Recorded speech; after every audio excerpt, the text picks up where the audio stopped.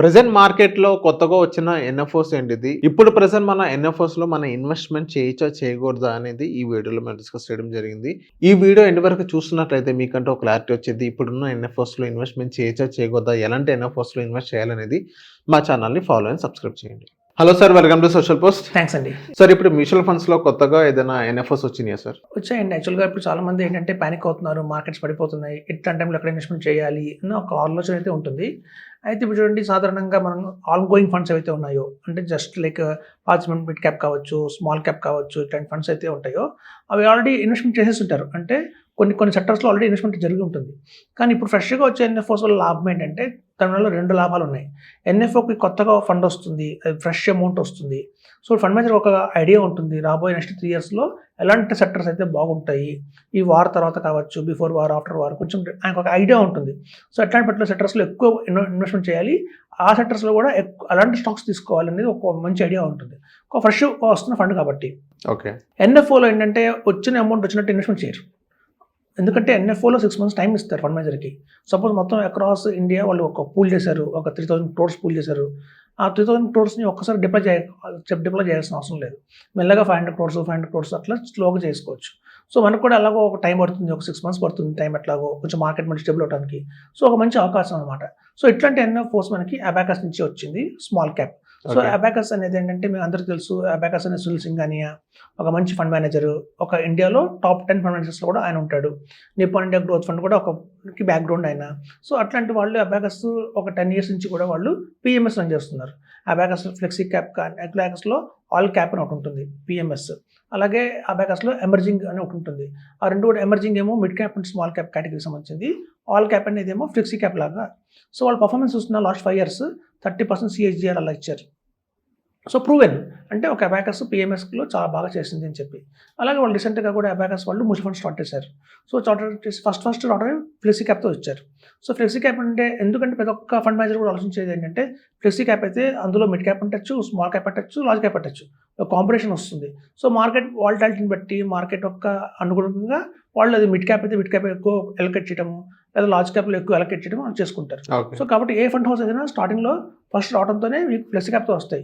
అందుకే చూడండి, జియో కూడా ఫ్లెక్సీ క్యాప్‌తోనే వచ్చింది. ఏ ఫండ్ హౌస్ అయినా ఫస్ట్ ఇంపార్టెన్స్ ఫ్లెక్సీ క్యాప్ ఇస్తారు. ఎందుకంటే ఫండ్ మేనేజర్‌కి ఒక ఫ్రీడమ్ ఉంటుంది. ఎలా కూడా ఇన్వెస్ట్‌మెంట్ చేయొచ్చు అని చెప్పి. సో అలా అబాకస్ ఫ్లెక్సీ క్యాప్ వచ్చిన తర్వాత ఇప్పుడు అబాకస్ వాళ్ళు స్మాల్ క్యాప్‌తో వచ్చారు. సో ఈ అబాకస్ స్మాల్ క్యాప్ కూడా మనకి ఎన్ఎఫ్ఓ ఎప్పటిదాకా ఉందంటే 13th మార్చ్ దాకా మనకి అవైలబిలిటీలో ఉంది. అప్పటిదాకా ఎవరు కొన్నా కూడా ₹10 ఎన్ఐవిలో మనకి యూనిట్స్ అలాట్ అవుతాయి.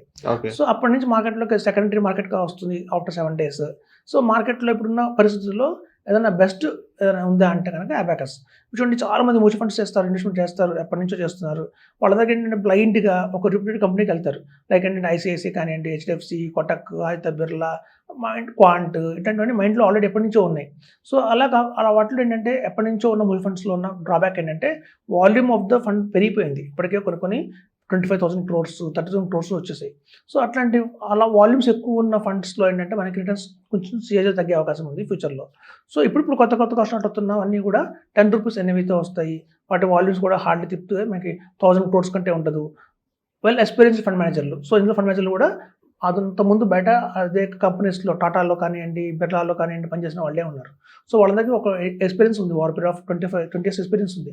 అలాంటి ఎక్స్‌పీరియన్స్ ఫండ్ మేనేజర్‌కి మనం 1000 క్రోర్స్, 2000 క్రోర్స్ ఇస్తే ఈజీగా హ్యాండిల్ చేస్తారు. ఓకే. సో క్వాలిటీగా 20 స్టాక్సే కొంటారు. ఎందుకంటే ఇప్పుడు చూడండి, మ్యూచువల్ ఫండ్స్‌లో అనగానే చాలా మంది అనేది ఏంటంటే డైవర్సిఫికేషన్ ఎక్కువైపోతుంది. ఒక్కొక్క ఫండ్‌లో వచ్చి మనకి 30 స్టాక్స్, 40 స్టాక్స్, కొన్ని అయితే 150 స్టాక్స్ కూడా ఉన్న ఫండ్స్ కూడా ఉన్నాయి ఇండియాలో. సో ఎప్పుడైతే నెంబర్ ఆఫ్ ఫండ్స్ ఎక్కువైపోయినాయో రిటర్న్ కూడా ఆబ్వియస్ తగ్గే అవకాశం సార్, ఉంది. ఇప్పుడు కొత్తగా వచ్చిన ఎన్ఎఫ్ఓస్‌ని ఎలా నమ్మొచ్చు సార్ ఇప్పుడు బ్లైండ్‌గా? సో దానికి పాస్ట్ హిస్టరీ ఏం లేదు. సో అలా నమ్మొచ్చంటారా కొత్తగా? ఎప్పుడైనా చూడండి, ఫండ్ హౌస్‌ని నమ్మకూడదు. ఫండ్ మేనేజర్‌ని నమ్మాలి. ఫండ్ మేనేజర్ నమ్మాలి. ఎందుకంటే కాన్సెప్ట్ అందరికి తెలుసు, మిడ్ క్యాప్, స్మాల్ క్యాపే. ఎవరికైనా అదే స్మాల్ క్యాప్, అదే మిడ్ క్యాప్. కానీ రిటర్న్స్ వచ్చే డిఫరెన్స్ చాలా ఎక్కువ ఉంటుంది. ఎందుకంటే depend on the fund manager. Okay. ఒక కీ రోల్ ఎవరంటే ఫండ్ మేనేజరే. సో మనకి ఎవరు ఈ ఫండ్‌ని రన్ చేస్తున్నారు మోస్ట్ ఇంపార్టెంట్. నేను ఎప్పుడు చెప్తుంటాను, ఫండ్ హౌస్‌ని పట్టుకోకండి, ఫండ్ మేనేజర్‌ని చూసుకోండి అని చెప్తాను. ఫండ్ మేనేజర్ కనుక క్వాలిటీ ఫండ్ మేనేజర్ ఉన్నాడు, ఆయనకి already over period of 20 years of experience ఉంది, 15 ఇయర్స్ ఆఫ్ ఎక్స్‌పీరియన్స్ ఉంది అన్నప్పుడు మనం బ్లైండ్‌గా నమ్మొచ్చు. ఎందుకంటే ఎవరికన్నా చూడండి, ఇండియాలో అదే లిస్టెడ్ కంపెనీస్‌లో ఆయన పెట్టాలి. అన్లిస్టెడ్ స్టాక్స్ కొనడానికి లేదు. సో మీకు large cap, mid cap, small cap categories అయితే ఉంటాయి. స్మాల్ క్యాప్ అనగానే ఇప్పుడు ఇండియాలో అప్కమింగ్ ఎమర్జింగ్ మార్కెట్ కాబట్టి, ఇండియా అంత ఎమర్జింగ్ మార్కెట్ కాబట్టి లార్జ్ క్యాప్లో మనకి ఎక్కువ స్కోప్ లేదు రిటర్న్స్ రావడానికి. ఏమైనా రిటర్న్స్ వస్తే మనకి పాసిబిలిటీ స్మాల్ క్యాప్లో ఎక్కువ అవకాశం ఉంది. సో ఇట్లాంటి స్మాల్ క్యాప్లో కూడా వాళ్ళు చూస్ చేసుకుంటారు. 250 కనుక కింద తక్కువ ఉన్న కంపెనీస్ అన్ని కూడా మార్కెట్ క్యాపిటలైజేషన్ ప్రకారం స్మాల్ క్యాప్ కిందకి వస్తాయి. సో అట్లాంటి వాటిలో కూడా వాళ్ళు జెమ్స్ని పికప్ చేస్తారు కాబట్టి ఆబ్వియస్గా రిటర్న్స్ అయితే బాగా వస్తాయి. ఓకే. సో కాబట్టి ఇప్పుడు కొత్తగా వస్తున్న ఎన్ఎఫ్ఓస్కి ఒక ఆపర్చునిటీ ఏంటంటే, ఇప్పుడున్న కరెంట్ మార్కెట్ సిచ్యువేషన్లో వాళ్ళు గెస్ట్ చేయగలుగుతారు. బ్యాంకింగ్ సెక్టర్ బాగుందా, ఫైనాన్షియల్ సర్వీసెస్ సెక్టర్ బాగుంటుందా, లేకపోతే ఐటీ ఆల్రెడీ చూసాం మనం, ఐటీ చాలా స్ట్రగుల్ అవుతుంది ఏఐ వల్ల, ఐటీ స్టాక్స్ బాగా పడ్డాయి. ఇప్పుడు ఆల్రెడీ ఎగ్జిస్టింగ్ కంపెనీస్ ఏవైతే ఉన్నాయో, ఫండ్స్ ఏవైతే ఉన్నాయో వాటిలో ఐటీ ఎక్కువ పెట్టేశారు ఆల్రెడీ. బట్ నమ్మడానికి కూడా లేదు, ఎందుకంటే అన్ని లాంగ్ షార్ట్ కమ్ముతారు. ఇప్పుడు చూడండి, ఎస్ఐఎఫ్లో లాగా షార్ట్ సెల్లింగ్ ఉండదు మ్యూచువల్ ఫండ్స్లో, లాంగ్ సెల్లింగే. ఒకసారి టీసీఎస్ కొన్నారు అంటే దాన్ని నమ్మడానికి లేదు, అట్లీస్ట్ ఒక 5 years క్యారీ చేయాలి దాన్ని. సో వాళ్ళు తెలుసు టీసీఎస్ బాగా పడిపోయింది, చూస్తే డ్రాస్టిక్ ఫాల్ ఉంది అందులో షేర్లో, ఇప్పుడు పెరిగే అవకాశం కూడా కనిపించట్లేదు. సో ఇప్పుడు కొత్తగా వచ్చిన ఎన్ఎఫ్ఓస్ అలాంటి టీసీఎస్ లాంటి షేర్లు కొనవు. దాని ప్లేస్లో ఎల్ఎన్టీ మైంట్రీ కానివ్వండి, కోర్ ఫైనాన్స్ కానివ్వండి అలా కొంటాయి. సో ఇప్పుడు ఒక ఆపర్చునిటీ ఉంది వాళ్ళకి. ఈ రైట్ టైంలో మనం అలొకేషన్ ఎక్కువ ఎందులో చేయాలి, ఫార్మాలో చేయాలా, గ్రీన్ ఎనర్జీలో చేయాలా, పిఎస్యూలో చేయాలా అనేది ఆపర్చునిటీ ఉంది. సో కాబట్టి అట్లా మనకి అబాకస్ వాళ్ళది స్మాల్ క్యాప్ వచ్చింది. సో అట్లాగే ట్రస్ట్ కంపెనీ ఉందండి. ట్రస్ట్ అనేది కూడా చాలా మ్యూచువల్ ఫండ్ కంపెనీ, చాలా మంచి మ్యూచువల్ ఫండ్ కంపెనీ. అది కూడా వాళ్ళు ట్రస్ట్ గ్రూప్ అని మేము గూగుల్లో కూడా తెలుస్తుంది. వాళ్ళు ఎప్పటి నుంచో బ్యాంకింగ్లో ఉన్నారు, ఎస్పెషల్లీ బాండ్స్లో, అంటే ఇట్లా డెట్ మార్కెట్లో వాళ్ళు నెంబర్ 1 చెప్పొచ్చు. వాళ్ళు చాలా అవార్డ్స్ వచ్చాయి వాళ్ళకి. 2019లో ఎస్టాబ్లిష్ అయింది ట్రస్ట్ మ్యూచువల్ ఫండ్. సో ఇది కూడా ఆల్రెడీ స్మాల్ క్యాప్ ఫండ్ వచ్చింది వాళ్ళది లాస్ట్ 1 year బ్యాక్. మనం కనుక కంపేర్ చేస్తే గూగుల్లో trust small cap versus SBI small cap తీసుకోండి, ఐసిఐసిఐ తీసుకోండి, హెచ్డిఎఫ్సి తీసుకోండి, నెంబర్ 1 ట్రస్ట్లో నిలిచింది. సో ఇది కూడా కొత్తగా కంపెనీ, చాలా మంది తెలియదు ఇట్లాంటి కంపెనీ ఒకటి ఉందని కూడా తెలియదు. సో వాళ్ళు ఇప్పుడు కొత్తగా ఎన్ఎఫ్ఓ వచ్చింది. ఈసారి వాళ్ళు మిడ్ క్యాప్లో వచ్చారు, ఆల్రెడీ ప్రూవ్ చేసుకున్నారు వాళ్ళు స్మాల్ క్యాప్లో. అలాగే ఫ్లెక్సీ క్యాప్ కూడా ఆల్రెడీ వాళ్ళది ఉంది, అలాగే మిడ్ క్యాప్లో వచ్చారు. ఇది కూడా మీకు చూస్తే 13th March దాకా అవైలబిలిటీలో ఉంది టైం మనకి ఎన్ఎఫ్ఓ.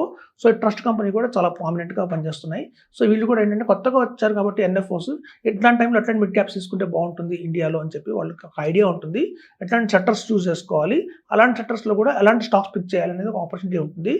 మనం తీసుకున్న వాల్యూమ్ ఆఫ్ బిజినెస్ ఏదైతే కలెక్ట్ చేస్తామో ఆల్ ఓవర్ ఇండియా, ఒక్కసారి డిప్లాయ్ చేయరు దాన్ని. 6 months టైం ఉంటుంది కాబట్టి స్లోగా ఇన్వెస్ట్ చేస్తారు. సో అలా మనకి అక్కడ అడ్వాంటేజ్ తీసుకోవచ్చు. Okay. So thank you sir మా సోషల్ పోస్ట్ వచ్చినందుకు. థ్యాంక్స్ అండి.